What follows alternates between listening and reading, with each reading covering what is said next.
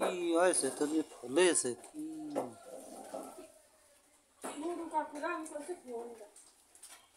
মানুষ খাও মানুষ কিন্তু কোনো লাভ নেই।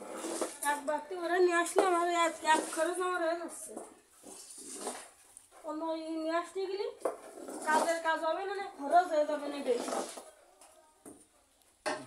তা আজকে দেখা গেছে তোর দিনে দেই আবার ধীরে দাঁড়ায় থাকতে আরে আমি এতেছি তুই এটা ধর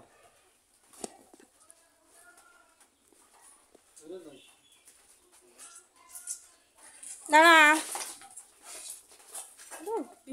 খাটো করে ভাঙতে হবে।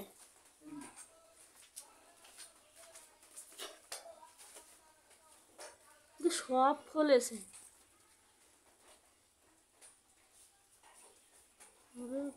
এটা আজকের হয়নি।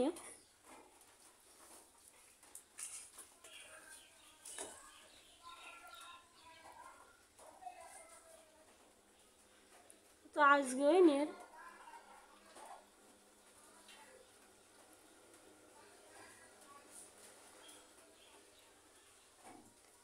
পানি জমেছে মনে আছে। এই ফোন দাও নুরু কাকুর কাছে ডাইরেক্ট ফোন দাও। মা ঠিক আছে